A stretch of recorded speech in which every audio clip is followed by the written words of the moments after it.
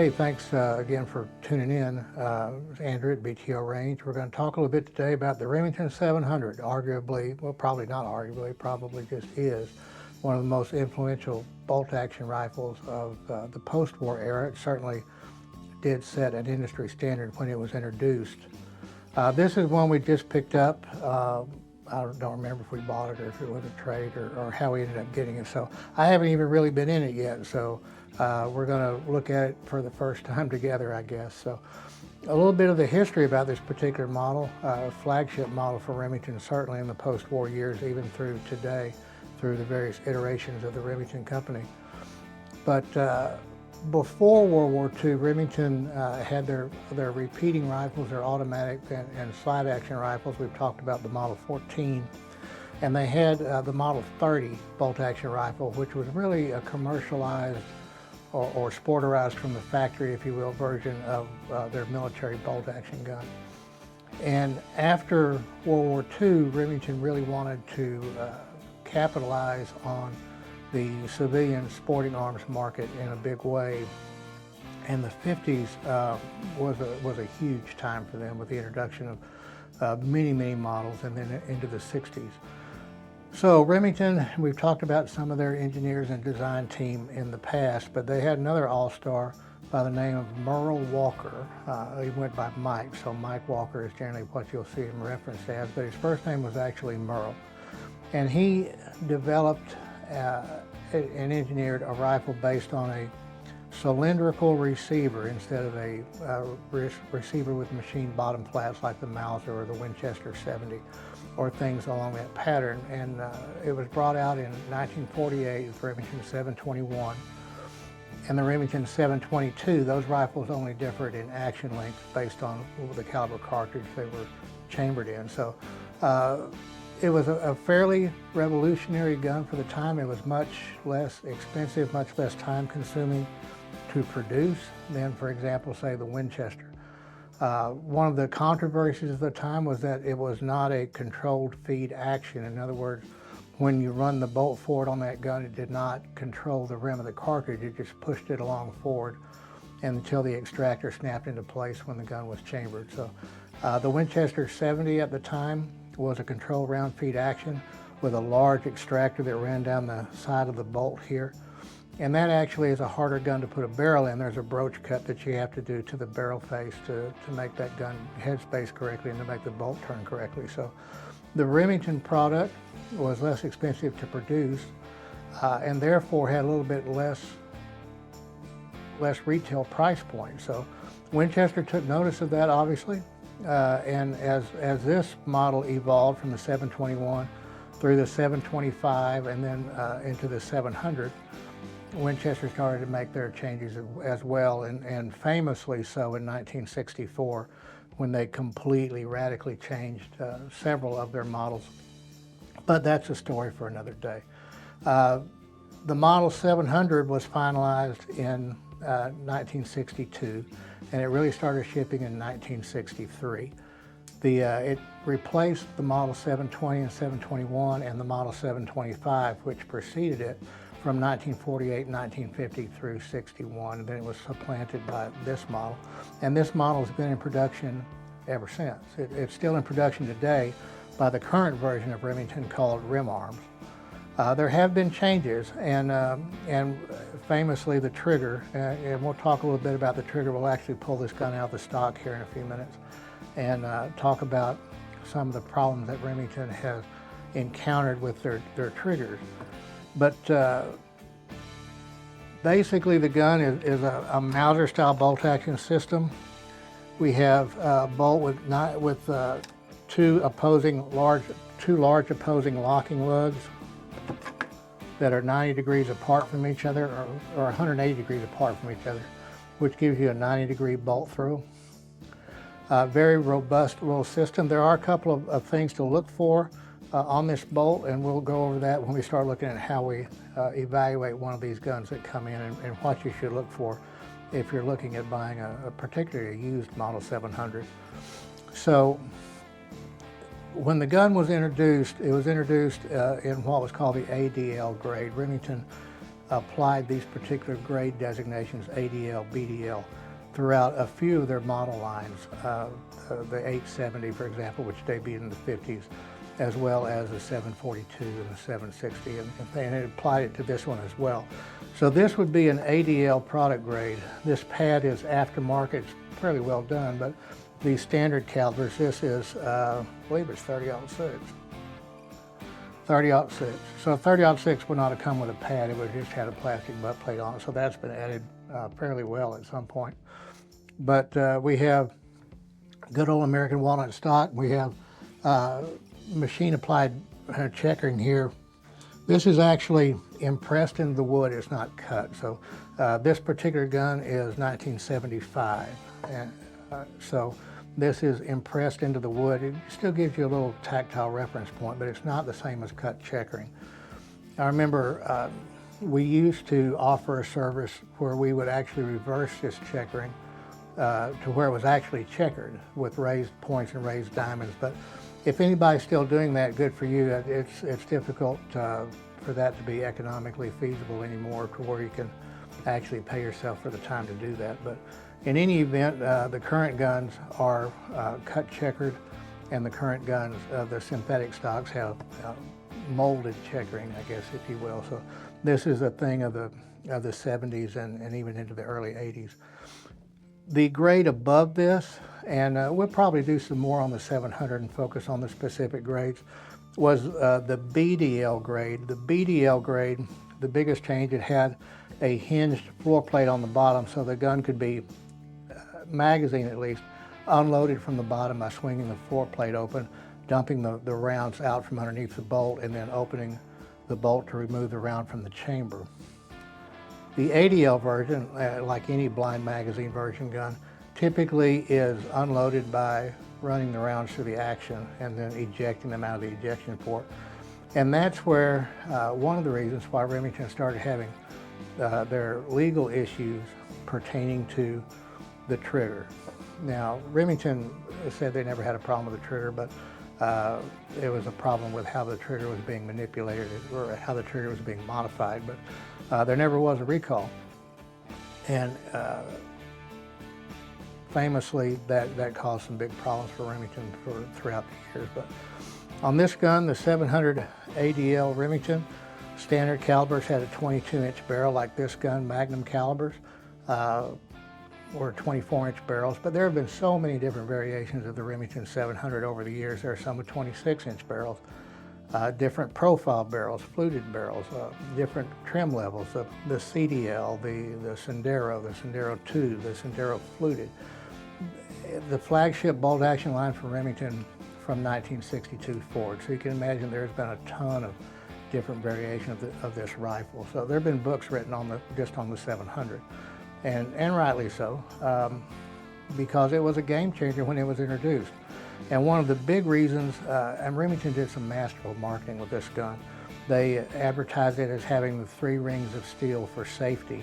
And what they were talking about is how the gun chambers up. So you have the ring of steel here on the bolt face around the cartridge head, then the ring of steel, the barrel that's around the bolt, and then the ring of steel that's the receiver. So that was billed as being an extraordinarily safe action in the event that you had some type of case failure. And the other big thing that they brought out was the trigger. Merle Walker, or Mike Walker, was a very competitive, very well-regarded, highly ranked bench rest shooter.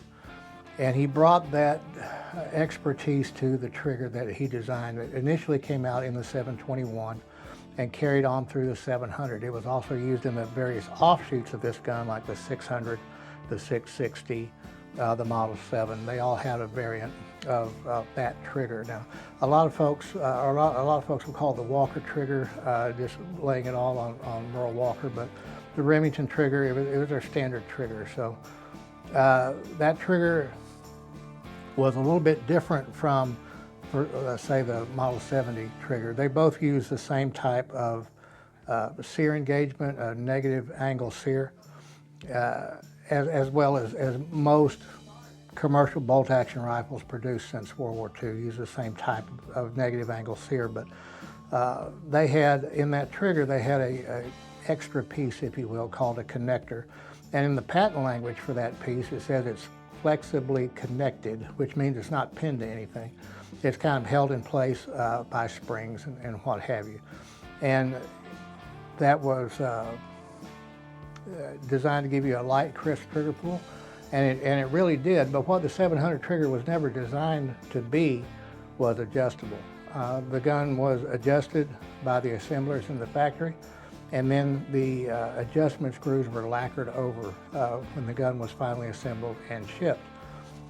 That said, people saw screw heads and they had a screwdriver, so it wasn't a big deal to chip the lacquer away and start piddling with sear adjustment and way to pull and that kind of stuff. So that didn't do the triggers any good. So let's go ahead and pop it out of the stock, and we'll talk about the things that you should look for when you're looking at the Remington 700 triggers. And then once we do that, we'll tell you about how they've evolved up until the current iteration of this gun. So give me 1 second, we'll pop this out of the stock and we'll go from there. All right, folks, thanks for your patience. We've popped the barreled action out of the stock, and the magazine follower and spring come out of the magazine box to the bottom. This particular magazine box has a screw here that's held in. So when we were talking about the Walker trigger and how it differs, or the 700 trigger, how it differs from for example, the 721, 722 trigger, is that old trigger, the guts are basically the same. The difference is in the safety. On the 700 trigger, we have a notch here on the side of the receiver, and the safety is flatter and it lives here. The 721, 722, that notch doesn't exist and the safety rides out farther. So we have a corresponding difference in the inlet of the stock to accommodate that. So it can be retrofitted. It's the same basic trigger, but if you're putting a 7 or changing the stock, you may have to do some inletting or do some filling to make the gun look right. So we talked about those adjustment screws. There are 2 in the front and 1 on the back of this trigger. And they were not designed to be adjustable. They were lacquered over from the factory. So when you're looking at a U700, if the seller will let you, just pull it out of the stocks, 3 screws, it's nothing major. Just use a correct screwdriver, because the screw heads don't take well to typical, hardware store carpenter screwdrivers. But take a look and see if that lacquer still exists. This gun, it does not. So when we look at the lacquer here, we're missing the lacquer on this. It's going to be hard to see, but there's a screw here, right there. And then there are 2 screws in the front of the trigger for sear adjustment and way to pull. So the lacquer is missing off these screws. So somebody at some point in the last 50 years has taken that lacquer off there and started piddling with the screws to get a better trigger pull. Now the problem with that is compounded by the fact that this trigger is encased in this housing. So we have a connector that's in this trigger that's floating, that doesn't really attach to anything. So dirt, grime, grit, firing byproducts, all that stuff gets trapped in this trigger housing and can cause interference with that connector. So that can cause, especially if you've reduced that sear engagement too far, or if you've changed the angle of the connector or any of that by piddling with the adjustment, you can get a condition where the gun will fire on a bolt close or things of that nature. And that's one of the problems that Remington had with the trigger. There were several negligent discharges or unintentional discharges, whichever way you want to do it, that caused injury to people, and then lawsuits occurred, and it just got bad from there. So there are some evolutions of this trigger. Remington never recalled it, but they did make some changes. So one of the things on this early trigger, again, this gun's 75, was when the gun is on safe, like that, the bolt is locked closed. You cannot open the bolt with the gun on safety. So that means to unload this gun, remember no floor plate, to unload this gun you had to take it off safety and then run rounds through it. Well, obviously you can see how that can be a problem. So in 1982, Remington made an adjustment. What they did is they actually just clipped this arm of the safety right here. That arm of the safety is what comes up inside a notch in the receiver to keep the bolt from rotating. So they just clipped it off. And we were told, word came down from Big Remington that when we got one of these guns in the shop or whatever, that we should go ahead and just make that cut and take that off of existing guns. Kind of like a unofficial recall, I guess, for lack of a better word. But so that went on in '82, and the gun kept going with this trigger until 2006. And Remington finally got rid of that trigger design. The settlements and the lawsuits were piling up. CNBC made a documentary about the trigger. It was just bad news all the way around. So Remington developed a trigger called the X-Mark Pro. Again, a non-adjustable trigger. And unfortunately, they introduced the X-Mark Pro, and they didn't recall this trigger, but they offered consumers, send in your rifle, we'll install an X-Mark Pro free of charge, send you your rifle back kind of deal, voluntary. So unfortunately, there was a lot of these triggers, the X-Mark Pros, that whenever they assembled them at the factory, they had too much Loctite holding stuff together, and that caused problems with the trigger.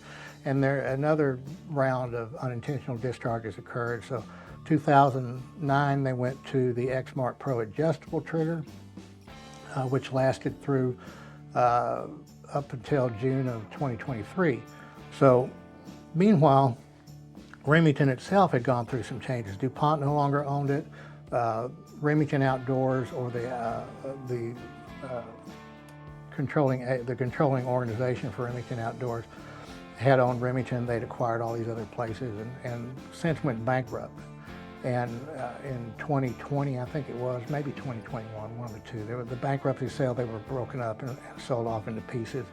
And the current company, RemArms, has given up on the X-Mark Pro trigger or even any in-house trigger. And guns shipped after June of 2023, they're using Timney triggers as OEM parts in Remington 700 guns. So on new guns made after June of 2023, it's going to come from the factory with that Timney trigger installed. And to be honest with you, that's what we do with these triggers when they come in and somebody wants this trigger adjusted. We won't adjust it simply from a liability. Do we know how to adjust it? Oh yes, absolutely. But we won't do it just simply from a liability standpoint. So our suggestion is to allow us to replace it with either a Timney or a Trigger Tech trigger, and we keep those in stock for that reason. You get an excellent trigger without all the liability issues of messing with this gun. If we were to adjust this gun, the second you take the lacquer off the front of these screws, you own 100% of the liability of making any kind of adjustment or whatever happens, no matter how goofy the person is with the gun. You own 100% of what happens with it after you take that lacquer off. So not a good idea, not a good plan. We won't do it. So that's one of the things to look at. If the seller will allow you to take the gun out of the stock, see if the trigger's been messed with. If it has, I would suggest just plan on spending the money on a Timney or Trigger Tech trigger. They're not difficult to install. You could probably do it yourself if you're decently handy with tools, or have a shop like ours do it for you. Either way, it doesn't matter. But I would, if these have been messed with, this will not stay in this gun. It will not go on the rack with this trigger in it. There'll be another trigger put in this gun. So that's one thing to look at is the trigger. So the other thing to look at is there are some issues with this bolt design that can cause problems. So the bolt design, I mean, it's a cylindrical bolt. There's no big mystery there. But there's two things about this bolt. This bolt handle is not a one-piece bolt. This is a bolt handle that is brazed to the bolt body. So we don't see it much when people stick to factory-loaded ammunition. But folks that hand load or folks that don't pay attention to cartridge overall length, or they load things probably a little warmer than they may load, they'll have trouble getting the bolt open in an overpressure situation where they've fired something either with the bullet way out into the rifling or too much powder in the case. And their solution to it is to take some kind of beading instrument and force the bolt open. But when they do that, likely as not, they pop this handle loose from the bolt body. So always make sure that we have good clean lines, make sure it hasn't been rebrazed. Can you put a new bolt in it? Yes, you can. Bolts are available. specific tool and gauge. There are some aftermarket bolts that are one piece that fit this design. It is not a plug and play situation, however. Anytime you install a bolt into a rifle like this, headspace has to be checked, may have to be adjusted.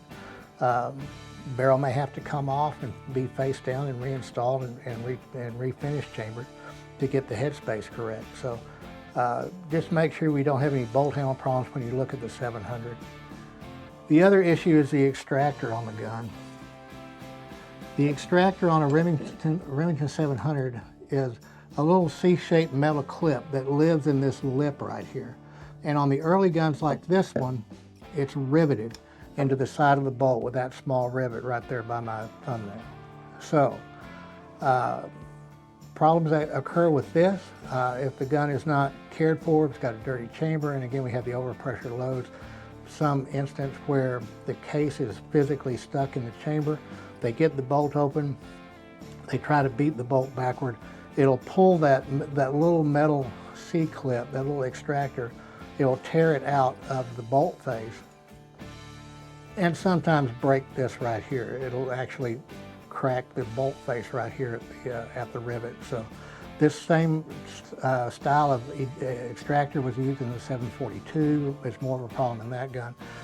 Virtually all Remington centerfire rifles have that type of extractor. So it's a good idea to look at that, make sure that it's still present. It is not difficult. I say it's not difficult. It requires a little jig to reinstall one of these, and the extractors are not really that available. There are some being remade, and they're caliber specific, at least as far as bolt face diameter specific. So it's a good idea just to check that, make sure you're not buying off anything. The ejector on this gun is a simple plunger ejector that lives in the bolt face. It's a good idea to take a tool and make sure that's free and clear. If not, it's easy. That's actually easy to remove. It's cross pinned in place and it can be taken out and cleaned. So the other thing about the 700 is the barrel is screwed into the receiver. This recoil lug is a separate piece. The recoil lug actually fits between the shoulder of the barrel and the shoulder of the receiver. It's kind of sandwiched in there. And there are aftermarket lugs. A man by the name of Tubb, T-U-B-B, made a fat lug for this that was designed to be bedded into a stock on a competition rifle. So it's a good idea to make sure that somebody hasn't overzealously bedded the rifle and it caused any kind of damage or deformation to the lug, and make sure we're not bent or cracked or anything like that. It's very unusual to see that happen, but it can. So those are the things that you would really want to look for when evaluating a 700 as far as mechanical things. Now condition, obviously you would look at that on any gun, and this gun's got some condition issues. There's some surface rust and freckling on the gun that we're going to clean off, and you're going to want to look at the bore to look for any rings or any pitting in the bore. So that's any rifle, not just the 700. But the good news is they made 7 million of these things, and they're still making them. And so parts are there. They can be had. And even though there are some differences, for example, these are not slotted screws anymore. They're Torx head screws, they're hex head screws. They still fit and function just fine. The 700 bases, the whole pattern of a 700 has been copied by a lot of different manufacturers, Bergara, Christensen, even Mossberg on the 100 ATR and the Patriot series. It's kind of weird. It's the same pattern screw to screw here, but this is different lengths. So there's a lot of people that took the 700 and used bits and parts of the design. So that, in fact, you'll hear a lot of people say this bolt action rifle, whichever make and model, is a 700 pattern gun. So dating the gun, we talked about this gun being October 75. How do we know that? Serial number is not much use to us. And to be honest with you, I haven't tried it.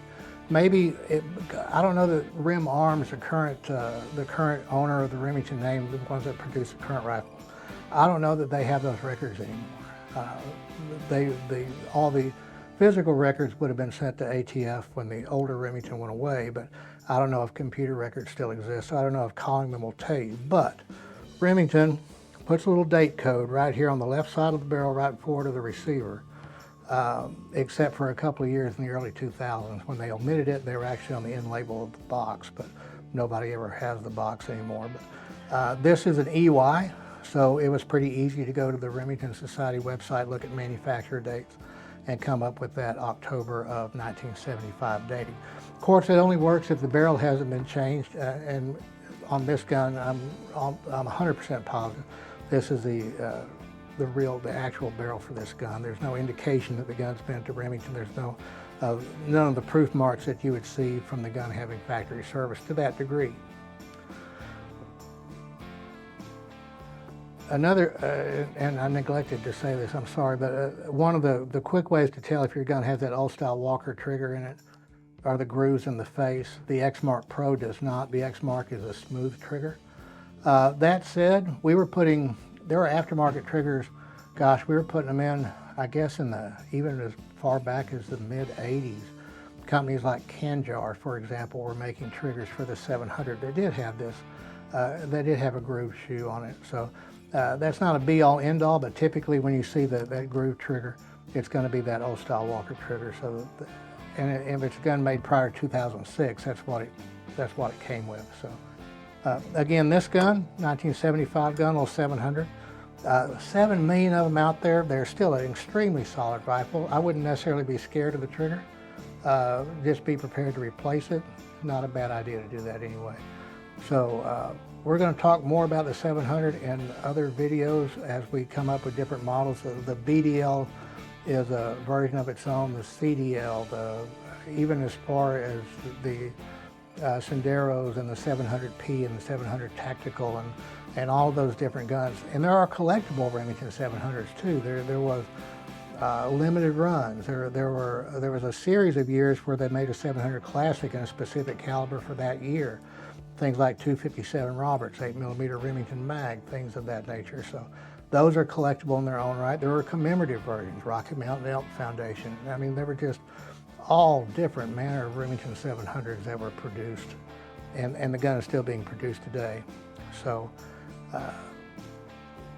not really what we have been doing as far as the real old collectible guns, but an interesting gun. It's a very important piece of commercial bolt-action rifle history because it really set the standard for what bolt-action rifles were going to be certainly in the post-60s era.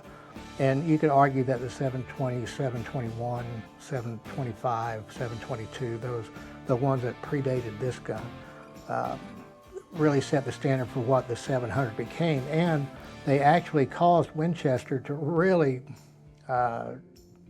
change what they did with their Model 70. And we're going to do one on the Winchester 70 here soon. So if you like what we're doing, even though I tend to ramble and get in the weeds a little bit, please drop a like on there, subscribe to the channel. We're trying to bring you as much content as we can as we get stuff to talk about. Hopefully we get some weird stuff in. I'd like to do some weird stuff. That would be great. But in any event, we appreciate you as usual, and we'll see you next time. Thank you.